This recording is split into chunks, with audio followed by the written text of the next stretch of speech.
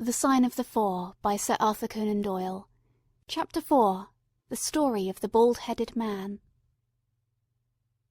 We followed the Indian down a sordid and common passage, ill-lit and worse furnished, until he came to a door upon the right, which he threw open. A blaze of yellow light streamed out upon us, and in the centre of the glare there stood a small man with a very high head, a bristle of red hair all round the fringe of it, and a bald, shining scalp, which shot out from among it like a mountain peak from fir trees. He writhed his hands together as he stood, and his features were in a perpetual jerk, now smiling, now scowling, but never for an instant in repose. Nature had given him a pendulous lip, and a too visible line of yellow and irregular teeth, which he strove feebly to conceal by constantly passing his hand over the lower part of his face. In spite of his obtrusive baldness, he gave the impression of youth. In point of fact, he had just turned his 30th year. "Your servant, Miss Morstan," he kept repeating in a thin, high voice. "Your servant, gentlemen. Pray step into my little sanctum. A small place, miss, but furnished to my own liking. An oasis of art in the howling desert of South London." We were all astonished by the appearance of the apartment into which he invited us. In that sorry house it looked as out of place as a diamond of the first water in a setting of brass. The richest and glossiest of curtains and tapestries draped the walls, looped back here and there to expose some richly mounted painting or oriental vase. The carpet was of amber and black, so soft and so thick that the foot sank pleasantly into it as into a bed of moss. 2 great tiger-skins thrown athwart it increased the suggestion of Eastern luxury, as did a huge hookah which stood upon a mat in the corner. A lamp, in the fashion of a silver dove, was hung from an almost invisible golden wire in the centre of the room. As it burned, it filled the air with a subtle and aromatic odour. "Mr. Thaddeus Sholto," said the little man, still jerking and smiling. "That is my name. You are Miss Morstan, of course. And these gentlemen?" "This is Mr. Holmes, and this is Dr. Watson." "A doctor, eh?" cried he, much excited. "Have you your stethoscope? Might I ask you, would you have the kindness? I have grave doubts as to my mitral valve. If you would be so very good. The aortic I may rely upon, but I should value your opinion upon the mitral." I listened to his heart, as requested, but was unable to find anything amiss, save indeed that he was in an ecstasy of fear, for he shivered from head to foot. "It appears to be normal," I said. "You have no cause for uneasiness." "You will excuse my anxiety, Miss Morstan," he remarked airily. "I am a great sufferer, and I have long had suspicions as to that valve. I am delighted to hear that they are unwarranted. Had your father, Miss Morstan, refrained from throwing a strain upon his heart, he might have been alive now." I could have struck the man across the face, so hot was I at this callous and off-hand reference to so delicate a matter. Miss Morstan sat down, and her face grew white to the lips. "I knew in my heart that he was dead," said she. "I can give you every information," said he. "And what is more, I can do you justice. And I will, too, whatever Brother Bartholomew may say. I am so glad to have your friends here, not only as an escort to you, but also as witnesses to what I am about to do and say. The 3 of us can show a bold front to Brother Bartholomew. Let us have no outsiders, no police or officials. We can settle everything satisfactorily among ourselves without any interference. Nothing would annoy Brother Bartholomew more than any publicity." He sat down upon a low settee and blinked at us inquiringly with his weak, watery blue eyes. "For my part," said Holmes, "whatever you may choose to say will go no further." I nodded to show my agreement. "That is well, that is well," said he. "May I offer you a glass of Chianti, Miss Morstan? Or of Tokay? I keep no other wines. Shall I open a flask? No? Well, then, I trust that you have no objection to tobacco smoke, to the mild balsamic odour of the Eastern tobacco. I'm a little nervous, and I find my hookah an invaluable sedative."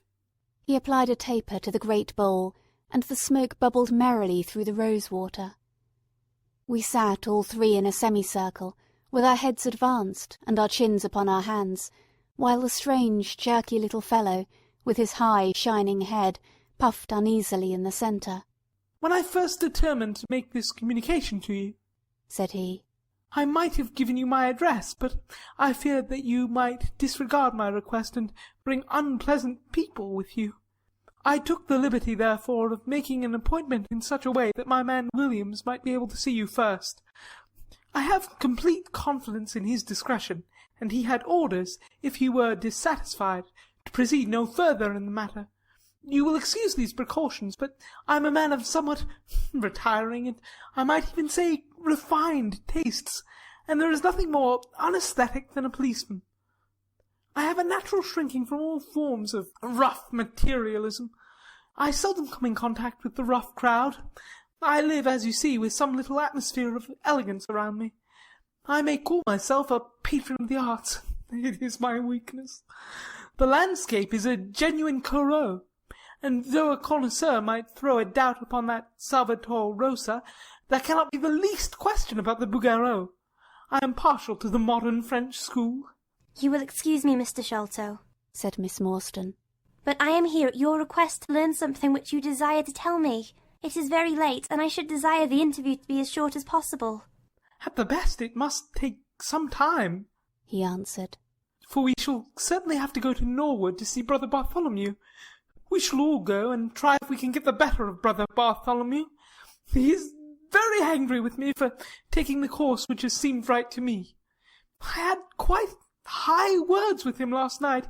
You cannot imagine what a terrible fellow he is when he is angry." "If we are to go to Norwood, it would perhaps be as well to start at once," I ventured to remark. He laughed until his ears were quite red. "Ha! That would hardly do," he cried. "I don't know what he would say if I brought you in that sudden way, though I must prepare you by showing you how we all stand to each other. In the first place, I must tell you that there are several points in the story of which I am myself ignorant. I can only lay the facts before you as I know them myself.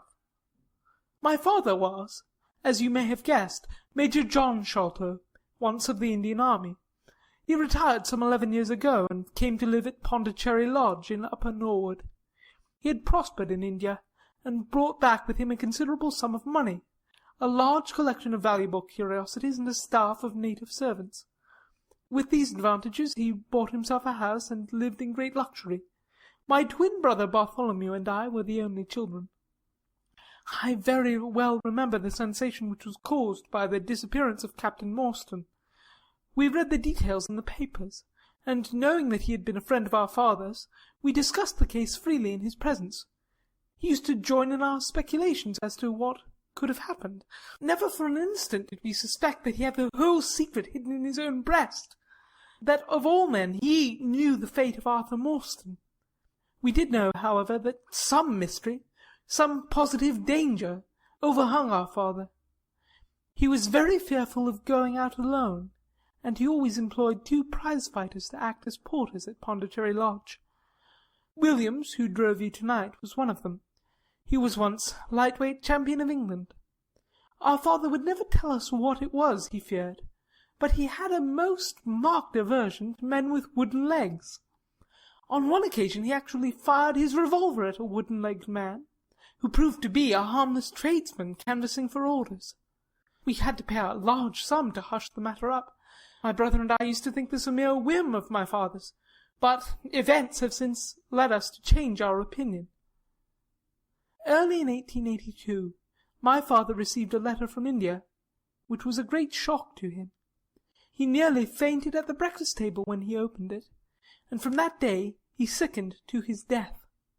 What was in the letter we could never discover, but I could see as he held it that it was short and written in a scrawling hand.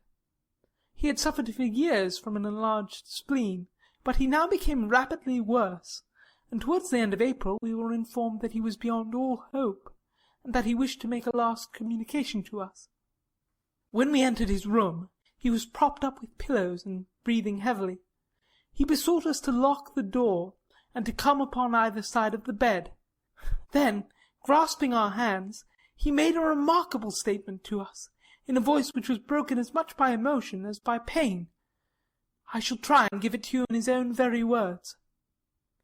"I have only one thing," he said, "which weighs upon my mind at this supreme moment. It is my treatment of poor Morstan's orphan. The cursed greed which has been my besetting sin through life has withheld from her the treasure, half at least of which should have been hers. And yet I have made no use of it myself. So blind and foolish a thing is avarice. The mere feeling of possession has been so dear to me that I could not bear to share it with another. See that chaplet dipped with pearls beside the quinine bottle? Even that I could not bear to part with, although I had got it out with the design of sending it to her. You, my sons, will give her a fair share of the Agra treasure. But send her nothing, not even the chaplet, until I am gone. After all, men have been as bad as this, and have recovered. I will tell you how Morstan died," he continued. "He had suffered for years from a weak heart, but he had concealed it from everyone. I alone knew it. When in India, he and I, through a remarkable chain of circumstances, came into possession of a considerable treasure. I brought it over to England, and on the night of Morstan's arrival he came straight over here to claim his share. He walked over from the station, and was admitted by my faithful Lal Chowdar, who is now dead. Morstan and I had a difference of opinion as to the division of the treasure, and we came to heated words. Morstan had sprung out of his chair in a paroxysm of anger, when he suddenly pressed his hands to his side, his face turned a dusky hue, and he fell backwards, cutting his head against the corner of the treasure chest. When I stooped over him, I found, to my horror, that he was dead. For a long time I sat half distracted, wondering what I should do. My first impulse was, of course, to call for assistance, but I could not but recognize that there was every chance that I would be accused of his murder. His death at the moment of a quarrel, the gash in his head, would be black against me. Again, an official inquiry could not be made without bringing out some facts about the treasure, which I was particularly anxious to keep secret. He had told me that no soul upon earth knew where he had gone. There seemed to be no necessity why any soul should ever know. I was still pondering over the matter, when, looking up, I saw my servant, Lal Chowdar, in the doorway. He stole in and bolted the door behind him. "Do not fear, Sahib," he said. "No one need know that you have killed him. Let us hide him away, and who is the wiser?" "I did not kill him," said I. Lal Chowdar shook his head and smiled. "I heard it all, Sahib," said he. "I heard you quarrel, and I heard the blow. But my lips are sealed. All are asleep in the house. Let us put him away together." Well, that was enough to decide me. If my own servant could not believe my innocence, how could I hope to make it good before 12 foolish tradesmen in a jury-box? Lal Chowdar and I disposed of the body that night, and within a few days the London papers were full of the mysterious disappearance of Captain Morstan. You will see from what I say that I can hardly be blamed in the matter. My fault lies in the fact that we concealed not only the body, but also the treasure, and that I have clung to Morstan's share as well as to my own. I wish you, therefore, to make restitution. Put your ears down to my mouth.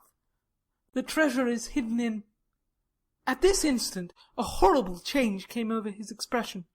His eyes stared wildly, his jaw dropped, and he yelled in a voice which I can never forget, "Keep him out! For Christ's sake, keep him out!" We both stared round at the window behind us upon which his gaze was fixed.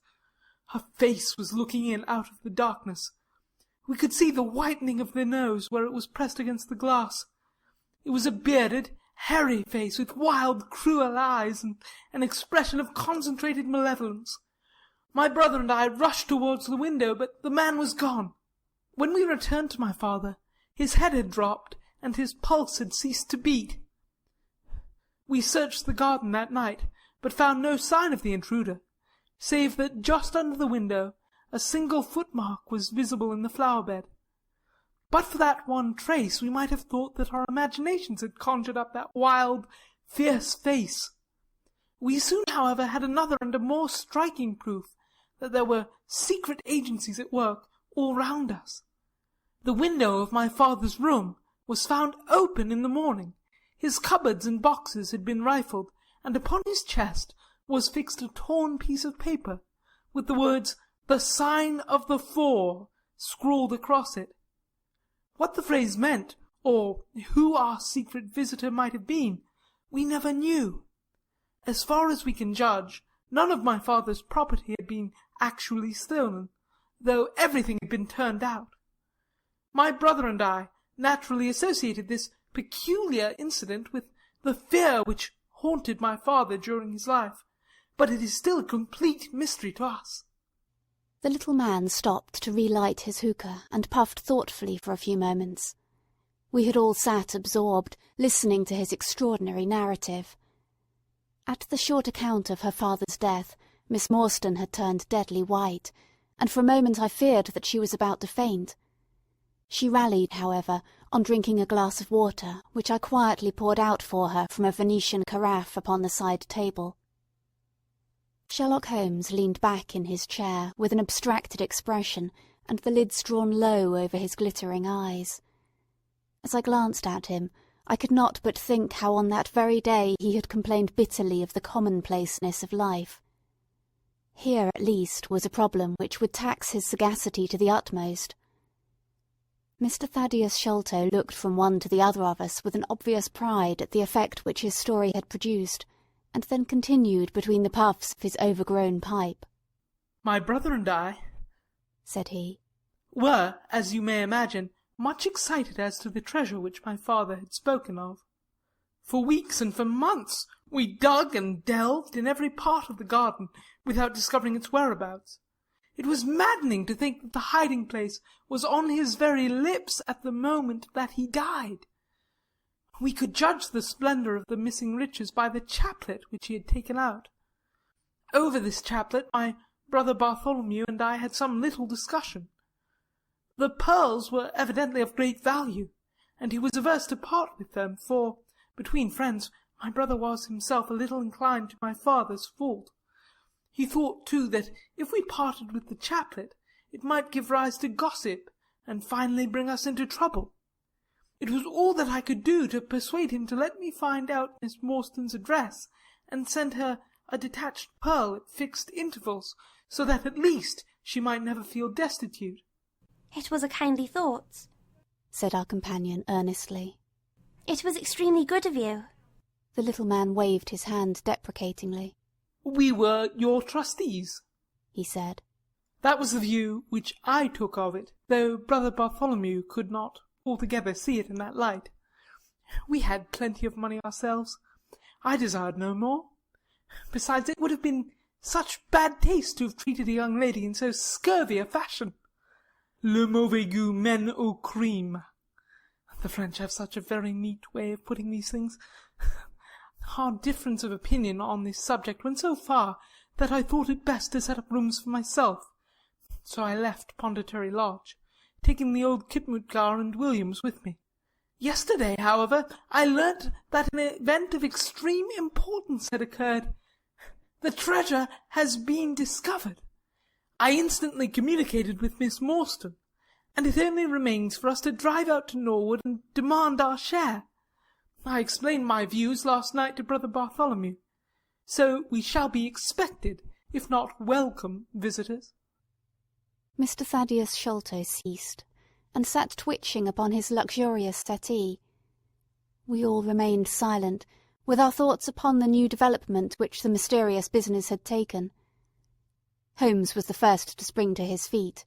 "You have done well, sir, from first to last," said he. "It is possible that we may be able to make you some small return by throwing some light upon that which is still dark to you.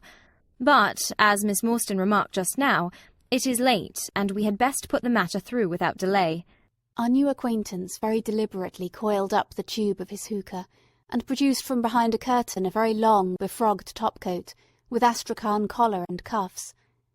This he buttoned tightly up, in spite of the extreme closeness of the night, and finished his attire by putting on a rabbit-skin cap with hanging lappets which covered the ears, so that no part of him was visible save his mobile and peaky face. "My health is somewhat fragile," he remarked as he led the way down the passage. "I'm compelled to be a valetudinarian." Our cab was awaiting us outside, and our programme was evidently prearranged, for the driver started off at once at a rapid pace. Thaddeus Sholto talked incessantly, in a voice which rose high above the rattle of the wheels. "Bartholomew is a clever fellow," said he. "How do you think he found out where the treasure was? He had come to the conclusion that it was somewhere indoors, so he worked out all the cubic space of the house, and made measurements everywhere, so that not 1 inch should be unaccounted for. Among other things, he found that the height of the building was 74 feet, but on adding together the heights of all the separate rooms, and making every allowance for the space between, which he ascertained by borings, he could not bring the total to more than 70 feet. There were 4 feet unaccounted for. These could only be at the top of the building. He knocked a hole, therefore, in the lath and plaster ceiling of the highest room, and there, sure enough, he came upon another little garret above it, which had been sealed up and was known to no one. In the centre stood the treasure chest, resting upon 2 rafters. He lowered it through the hole, and there it lies. He computes the value of the jewels at not less than 500,000 sterling. At the mention of this gigantic sum, we all stared at one another open-eyed. Miss Morstan, could we secure her rights, would change from a needy governess to the richest heiress in England.